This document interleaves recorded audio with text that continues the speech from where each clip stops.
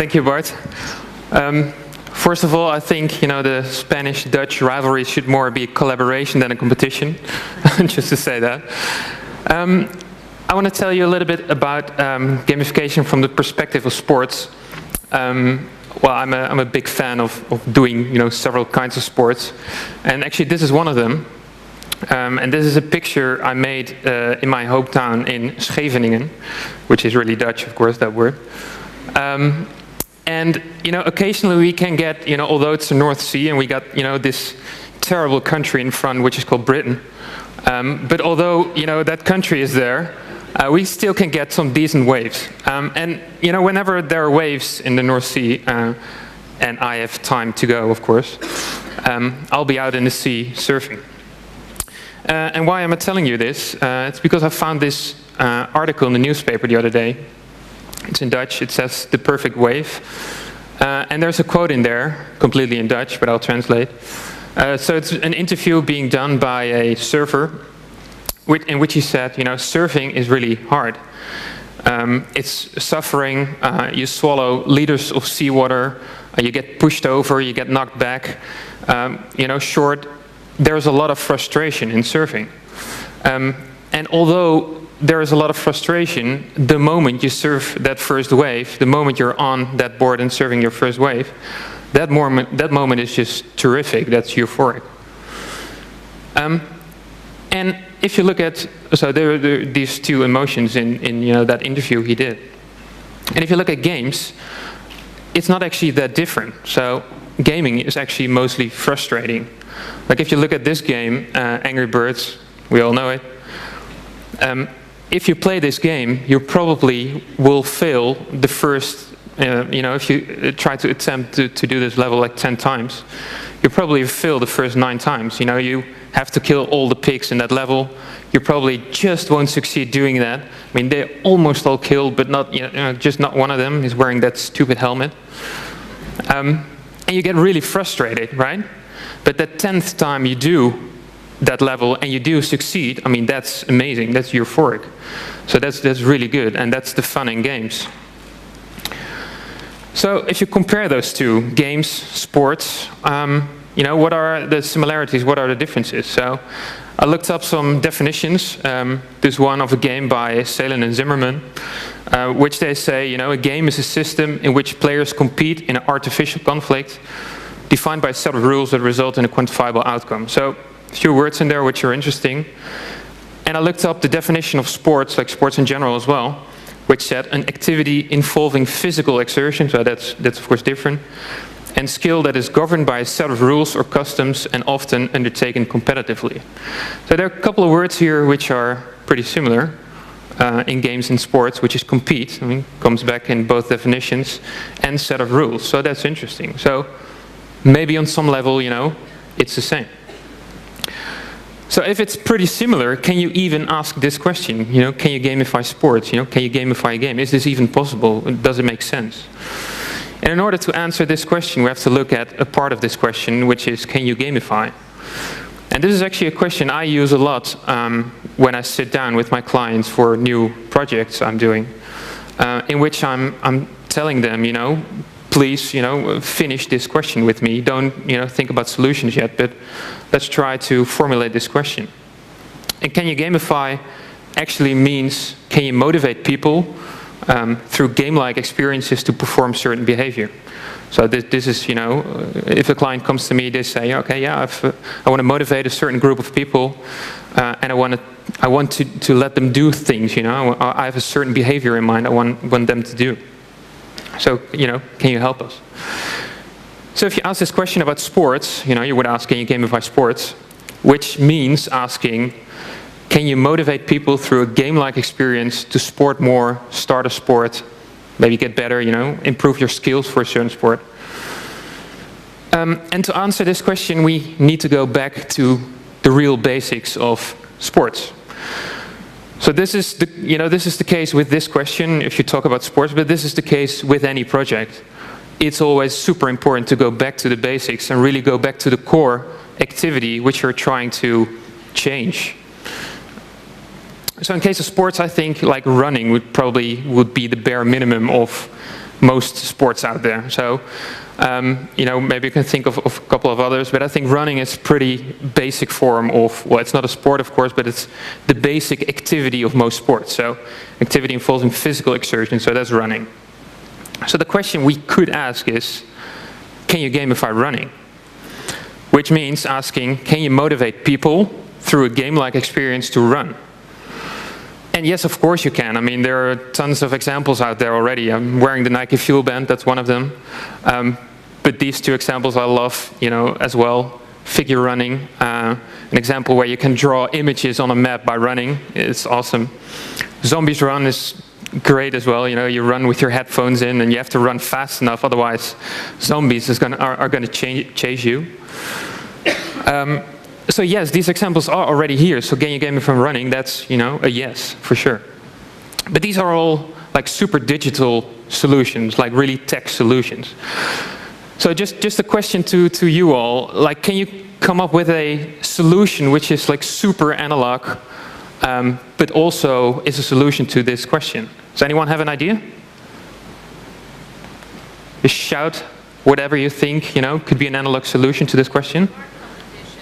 Sport competitions? Or if you are in a club, that's the same. If you're in a club? It's totally analog because you have the social system behind it and you compete each other and get better. Okay, so you're saying in a club because you have these social systems, so which can motivate you to do that physical exertion? Competition in social clubs. I mean, if you compete like in Olympic Games, there's as well like team and always as well like sports that we run like teams and nothing.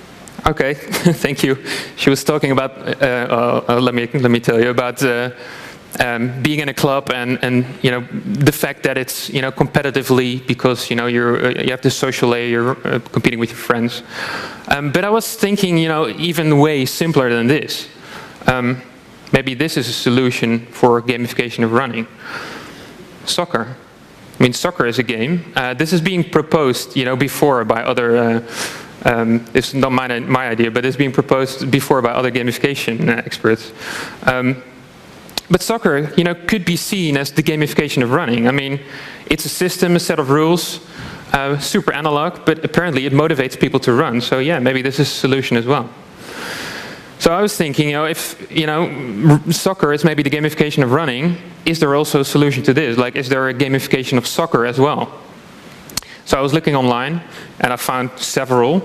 So yes, for instance, this one, Adidas Smart Ball, in which there's a sensor in the ball, in which you can improve your soccer skills. So the gamification of soccer is maybe this, because people are motivated to play, or improve their soccer skills maybe. So the ball measures speed and spin, so you can improve whatever you want to improve.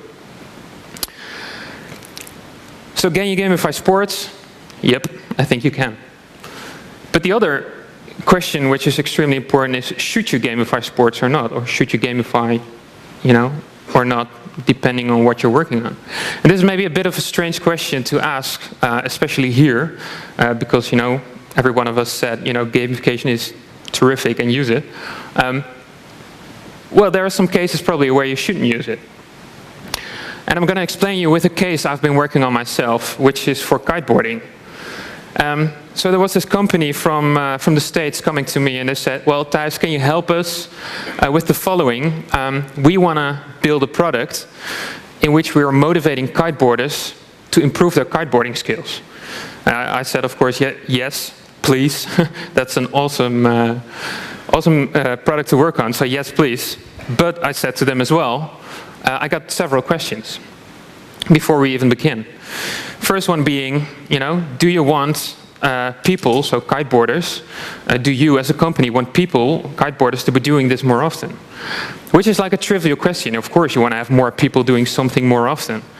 But actually this is not always the case. Like sometimes you have this group of people, maybe a fan group, which is already using your product, and there's not actually behavior you want to change, then don't do anything with gamification. Just don't gamify. It's not necessary. Just keep on doing what you're doing. And I asked them as well, like, do people actually want to be doing this? Which is a really important question to ask, to a client if you're doing a project for them. Like, do kiteboarders actually want to, kiteboard more? Do they want to improve their skills or not? And if they don't want that, don't gamify. It's not going to work. Like, gamification is not that magical solution to make people do stuff they don't even want to do. So don't do it. And I asked them as well, can you improve the product or activity itself? Like, if you have a product and you have some behavior issues with your users, can you improve that product or activity itself? And yes, if you can, do that. Change that product itself. Don't try to build like a new product, but change that product itself, or gamify that product for that sense.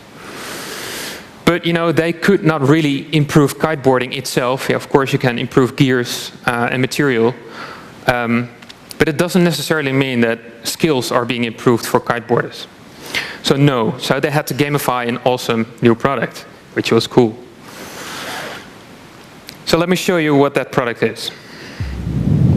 It's the rush of a big air, flying high above the ocean. It's pulling a new trick, pushing the boundaries and taking yourself to new heights.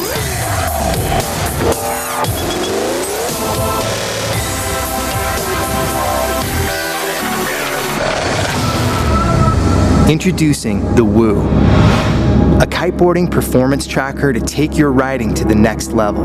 Measure jump height, airtime, and how hard you land.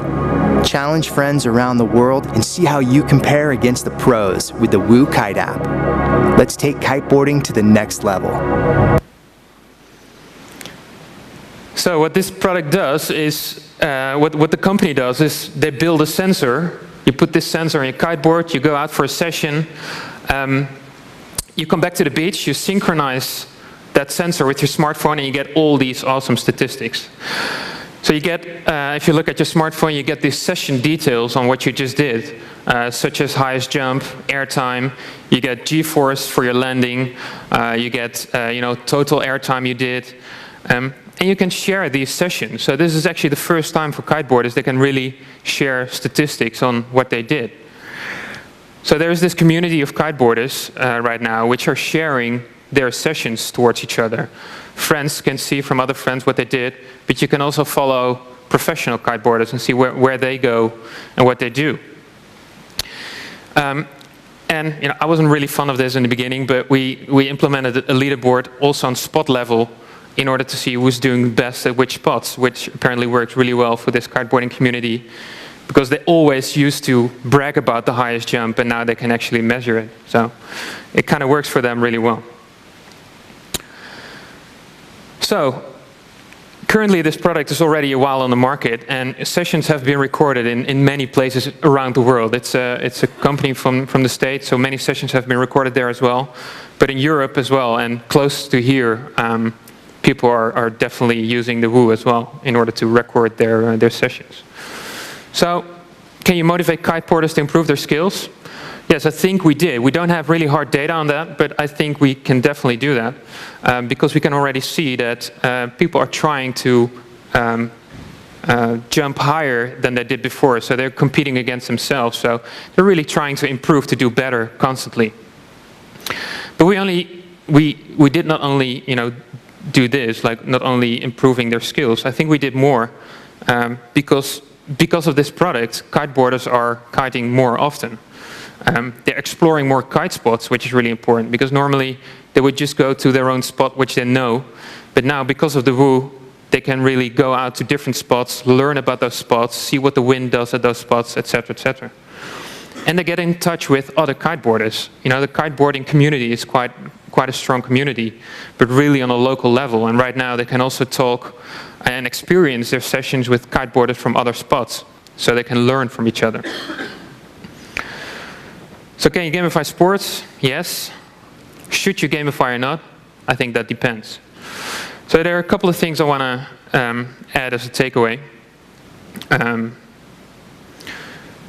One, know your players, which is maybe a bit trivial, but it's so super important that before you start any gamification solution, to look at the users where you're developing for. Who are those players? What do they do? What do they think is important? What do they miss currently? what is their behavior right now, what is the preferred behavior. All those things are really important to analyze before you even start to design. And after we did the Woo, we had interviews with kiteboarders using the app, saying, no more debates on who jumps the highest. Works as expected. I love it. So apparently, this app works really well in their kiteboarding behavior. But also embrace technical difficulties. Like currently with Woo, we can only measure jump height and airtime and G-force. So we cannot measure, the amount of back loops you did, or what tricks you pulled, or we cannot measure distance. We cannot measure speed. But that's all fine. I mean, you have to start small. You have to look at your plays, and you have to think, okay, what can we do with the technical achievements we got so far? And this is really important in general, and I think it's really important for sports specifically. It's not all about competition. If you look back at those definitions I gave in the beginning, sport tends to be really competitively. There's always a win state, so there's always someone winning, there's always someone losing. But most people are not in it for the winning, they're in it for the community, for the social aspect of it. So with this app as well, I really hammered on the fact that it should really still have that community feel in which people can share the stoke they just had after doing a session. And if you have this community, you should really maintain that community and do stuff which the community loves. And you should praise those community efforts. So something they did, and they're still doing this, is they share community achievements, such as this one. At a certain point, all the Woo users together apparently reached the International Space Station. So they put this on Facebook, and it feels like a community effort. So although the slight title of this talk was Gamification of Sports, I am pretty sure that it should actually be Gamification Loves Sports. Thank you. Thank you.